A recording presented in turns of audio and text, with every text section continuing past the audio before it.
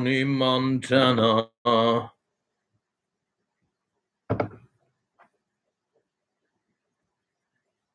What's up? Ryan Thomas, live on the Thomas Take Sports Podcast YouTube channel. Once again, bringing you another edition of the Thomas Take. And I wanted to hop on here. It's been a while, been quite a while since I've hopped on here and have given you, the viewers, the listeners of the Thomas Take Sports Podcast, some MMA news.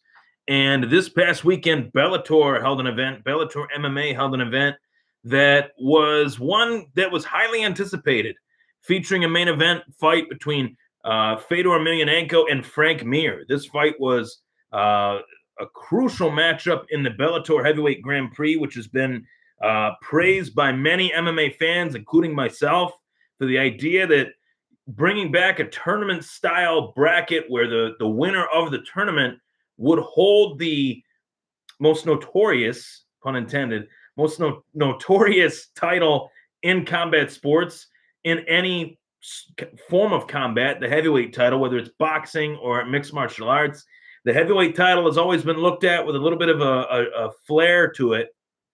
And the original first matchup in the tournament was Quentin Rampage Jackson versus Chael Sonnen. Then Matt Mitrione went up against Roy Nelson on the other side of the bracket. And then back to the left side of the bracket, Fedor Emelianenko took on Frank Mir, the two-time UFC heavyweight champ. This was a matchup that I was most particularly interested in. I'm a big fan of all the fighters in this tournament, but these are two of the biggest names in heavyweight history in the sport of mixed martial arts, between Frank Mir and Fedor Emelianenko. Many people, many MMA fans refer to Fedor as the greatest MMA heavyweight of all time. I have a tough time saying that because he never fought in the UFC in his prime and didn't really beat many fighters that were in their prime at that time. You know, Mirko Cro Cop, he did beat. He did have some brawls with Nogueira back in the Pride days. In terms of being one of the greatest Pride fighters, I'd say for sure, without a doubt, 100%, Fedor belongs in that discussion. But I can't give him the distinction as the greatest heavyweight of all time due to the fact that he didn't fight in the UFC, and you know, he didn't fight the guys like the Frank Mirs in their prime. Finally, this was a fight where we'd get the chance to see him fighting Frank Mir when both fighters are somewhat past their prime, but it's still a marketable fight. And that's really what makes MMA so special, despite the fact that some matchups don't always work out. Some matchups don't always come to fruition right away. MMA puts them on no matter what, whether the fighters are somewhat past their prime or whether they're in their prime. And the MMA fans show up for these fights. I wanted to watch this fight. I had huge interest in this fight. I watched this fight live on the Paramount Network, and resounding victory for Fedor Emelianenko, his first victory in just over 6 years, as he had a lot of trials and tribulations after being undefeated over a span of 30 fights. Fedor Emelianenko had his bumps and bruises and took his losses, so to speak, in Strikeforce and in other organizations around the world. Frank Mir, on the other hand, is coming off, you know, a 2-year USADA suspension, so he hadn't fought in 2 years. So we didn't know which Frank Mir we were going to get. I remember when they announced this fight back in December, November, Frank Mir looked heavily overweight. I thought to myself, wow, that's Frank Mir now? That really shocked me. But Frank did look like he was in shape for this fight. He did look like, you know, he took it seriously. But in a matter of seconds, a matter of almost a minute time in the first round, the fight was over. Frank Mir was caught with a short shovel uppercut, left hand by Fedor, that dropped Mir, face-planted Mir, and that was all she wrote. Now, I want to turn my attention to what could be next for Frank Mir and what is definitely next for Fedor. If you saw the headline, he's fighting Chael Sonnen next, which I'm very excited about that. Everybody knows I'm a big Chael fan, and I'll get into that. But for Frank Mir, he's talked about fighting in other organizations and still competing in Bellator. I personally would like to see him in a fight with a guy like Rampage Jackson or somebody like that. That would be a fight that would definitely get my fandom juices flowing, so to speak. If he was in a bout with Rampage, I would be interested in that. I would also be interested in seeing him fight the winner of Crow Cop versus Nelson in a rematch. That would be interesting. Granted, all these fighters in this tournament, the majority, I should say, are past their prime. The only ones that are really in their prime are Ryan Bader and King Mo. You could throw Matt Mitrione in that mix as well. But guys like Chael Sonnen and guys like Fedor Emelianenko do have a little bit juice left to squeeze, but not much. And we're gonna find out which fighter is in their prime in this fight. I want to let it be known, I want to put it right on the record right here, right now, that this is the biggest fight in Bellator history between Fedor and Chael Sonnen, in my opinion. There are two names in the sport that are more known in mixed martial arts. There are names out there that are more known in mixed martial arts. That's what I meant to say. There are names out there that are more known in mixed martial arts, but there are no two names in Bellator bigger than Fedor and Chael Sonnen. There's just not. You can say what you want about Chael Sonnen. He never won a big fight. He didn't beat Anderson Silva. He didn't beat John Jones. He talks the talk, but whatever. Whatever you can say whatever you want. He's a cheater. He took steroids. Chael Sonnen's got some victories over some fighters that most people do not have victories over. Guys like Shogun, and Vanderlei Silva, you know, many others. Nate Marquardt, he beat the who's who in the middleweight division, talked his way into the title shot with John Jones. There are a few fighters that have mastered the art of promotion in the sport of mixed martial arts like Chael Sonnen has. And there are very few heavyweights in the history of MMA that do have the resume that Fedor has. I will say he's one of the greatest MMA heavyweights to ever live. And this fight is unprecedented because you have a great heavyweight in Fedor Emelianenko, and you have a great name, iconic name in Chael Sonnen in the sport of mixed martial arts.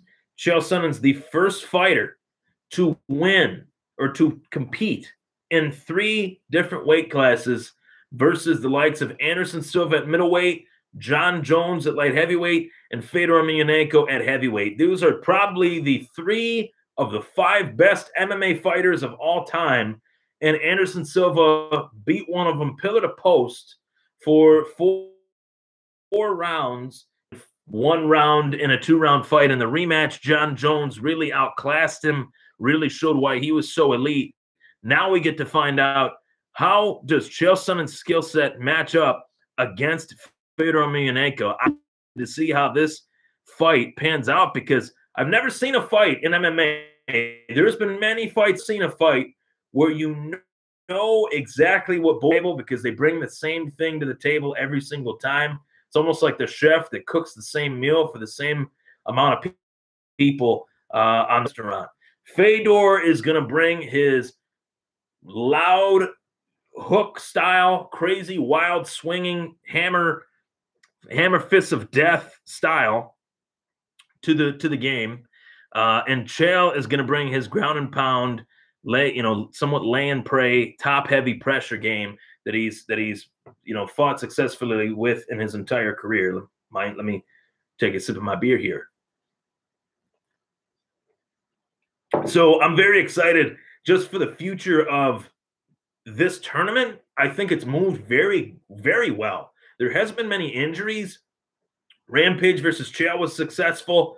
It was announced recently that Mirko Cro Cop versus Matt Mitrione was successful. You know, in terms of Mirko Cro Cop versus Roy Nelson is a alternate. Whoever wins that fight could get into the tournament at heavyweight. Roy Nelson has a shot to get back into it, barring an injury to another fighter.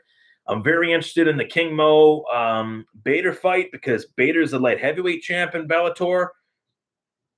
And that realistically should have been for the light heavyweight belt, but they put it on this pedestal in the tournament.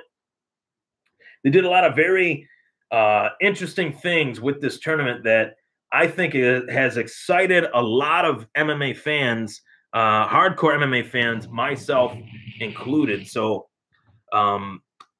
we definitely have a lot to really look at. And I want to look at the resumes of Fedor Emelianenko and Chael Sonnen, as far as who they've beaten, how they've beaten them, and how we can win this fight.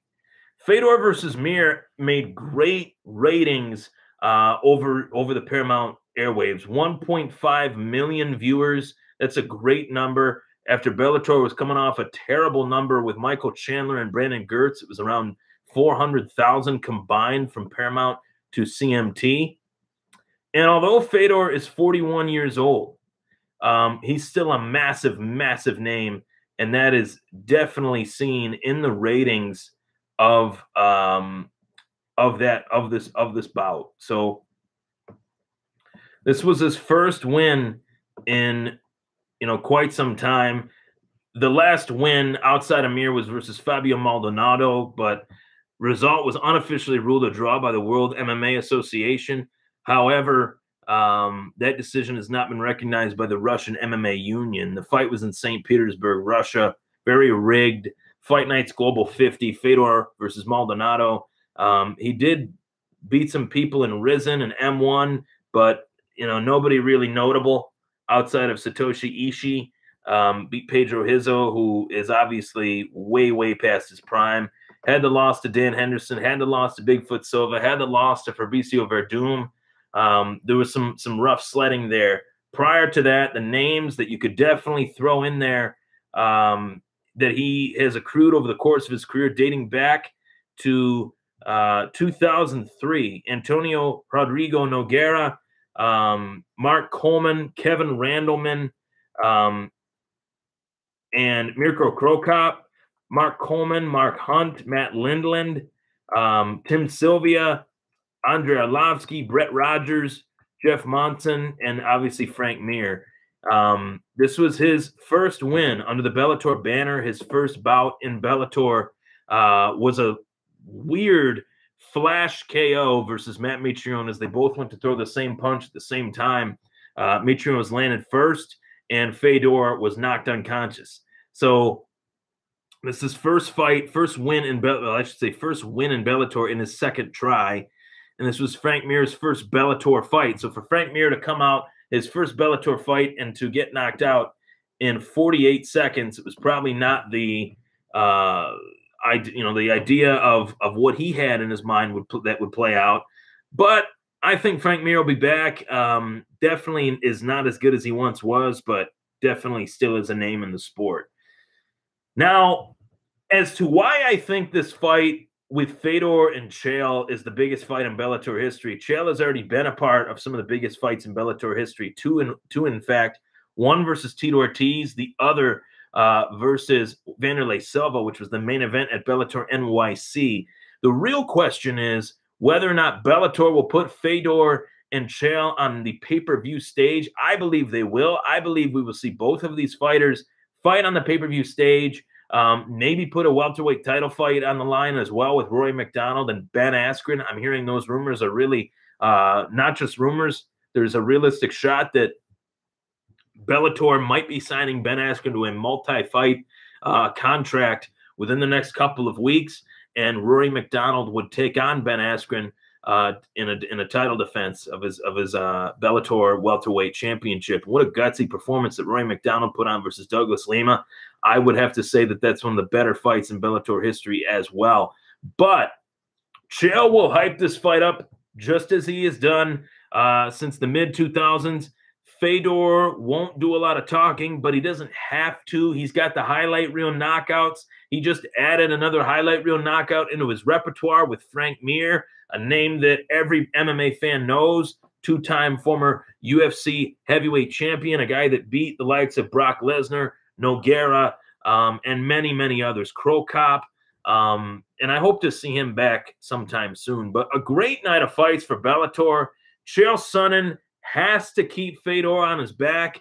If he does not, I would anticipate that Fedor will win this fight via knockout. If I were to go with my gut, I would say that this is a very, very tough matchup for Chael Sonnen. Probably the toughest matchup that he'd find in this tournament for him because there are no power punchers like Fedor in this tournament. I know Matt Mitrione hits hard. He's a massive heavyweight, but I do expect Mitrione to lose to the winner of Bader versus Mo. And really the fight with Chael and Fedor, Chael's best shot at winning the tournament. I knew it would pave out this way. I knew that Chael would have to get through Fedor. I didn't see Fedor losing to Frank Mir. So there you have it, guys. My thoughts on Fedor versus Mir, and obviously Fedor versus Chael Sonnen. I expect the fight to take place sometime in September, maybe October. Chael Sonnen has already begun his training camp, so we will definitely find out in the coming weeks. I'm Ryan Thomas. It was the Thomas Take Sports Podcast. Take care, everybody. Have a good night.